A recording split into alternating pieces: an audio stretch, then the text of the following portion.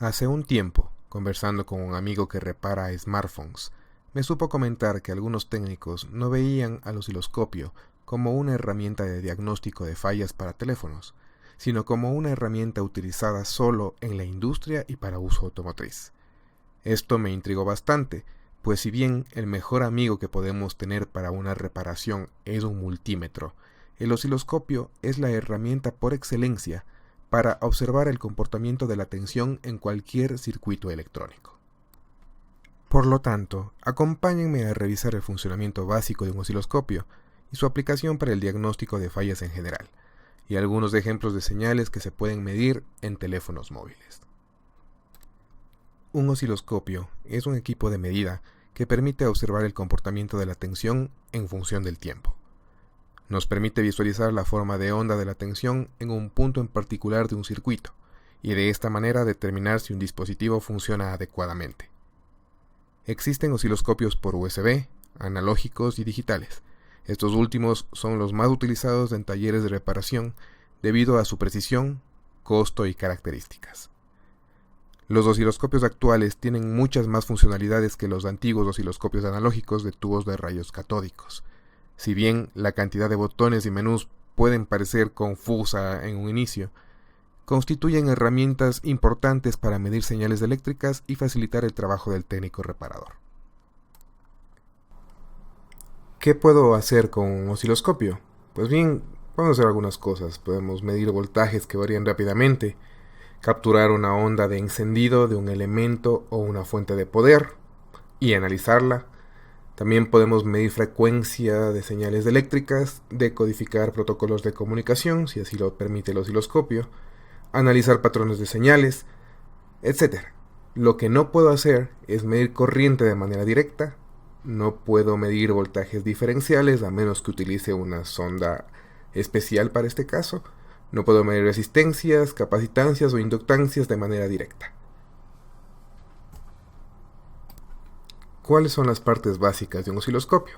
Pues bien, primero tenemos el display, donde se muestra la señal de voltaje, los controles verticales, es decir, el control de la amplitud del voltaje en la pantalla. También tenemos el control horizontal, es decir, el control del tiempo, de la amplitud del tiempo que podemos revisarlo. Y el trigger o control de disparo, el cual me permite seleccionar en qué punto quiero que el osciloscopio empiece a muestrear la señal analógica o la señal digital que queremos verle en la pantalla. Para detectar fallas utilizando un osciloscopio, lo más importante que debemos conocer son las técnicas de medición, es decir, cómo podemos utilizar el equipo para poder revisar un parámetro eléctrico en un circuito.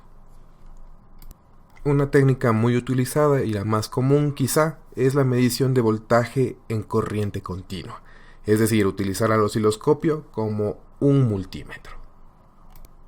En este caso conectamos la tierra de la sonda al chasis del teléfono o a un punto de GND y con la punta podemos revisar el estado de un voltaje en corriente continua, por ejemplo, el voltaje de batería, el voltaje de salida de LDOs, reguladores, las salidas de un PMU y en general cualquier voltaje que esté presente siempre en un punto del circuito, en cualquier test point o en cualquier línea que queramos medir. Otra técnica es la medición de tensión y frecuencia de corriente alterna, o más específicamente una señal que varía en el tiempo. Pues en un teléfono no tenemos corriente alterna, pero tenemos señales cuadradas que toman un valor digital de 0 o 1 dependiendo del funcionamiento del equipo, es decir, una señal pulsante.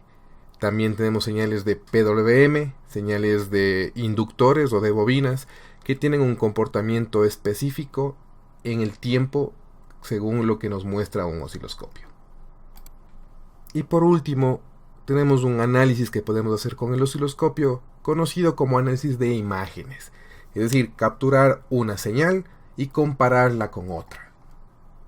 Por lo tanto, necesitaríamos capturar una imagen de referencia y compararla con la de otro equipo o la de otro punto en nuestro circuito. Ahora bien, ¿dónde podemos encontrar estas señales? En un teléfono celular en bastantes lugares, como se está mostrando en los test points, podemos encontrar voltajes fijos, voltajes variables, podemos encontrar puntos analógicos, puntos digitales, señal de backlight que se puede medir con el osciloscopio. También podemos ver los fiducials, podemos buscar en otros circuitos, podemos encontrar, por ejemplo, bobinas, las cuales nos van a dar picos característicos, los cuales los podemos comparar con otro tipo de circuitos o con otro teléfono o con otra placa para verificar su funcionamiento. También encontrar señales digitales, las cuales pueden ser de varios protocolos como el I2C, el SPI, etc. En cuestión de decodificación de protocolos, el tema se vuelve muy interesante en teléfonos, debido a que podemos observar la comunicación que tiene o bien un procesador con un accesorio, o entre sensores o entre módulos específicos del teléfono. Esto es importante sobre todo para quienes se dedican al hackeo y a analizar de alguna forma adicional lo que ocurre dentro del circuito. El osciloscopio nos sirve directamente para ver la señal. Podemos ver la señal cuadrada de comunicación específicamente, y dependiendo del modelo lo podemos decodificar, es decir, de la señal cuadrada que nos está mostrando, saber cuál es el dato en hexadecimal o en decimal, dependiendo del decodificador que tengamos, que se está enviando de un dispositivo a otro. ¿Para qué me sirve esto? Por ejemplo, si quiero revisar que el procesador está comunicándose efectivamente con la cámara, lo que puedo hacer es decodificar la señal, revisar en la hoja de datos o en el esquema del teléfono que estoy analizando cuál es la dirección de la cámara y ver si es que específicamente esa dirección está ahí.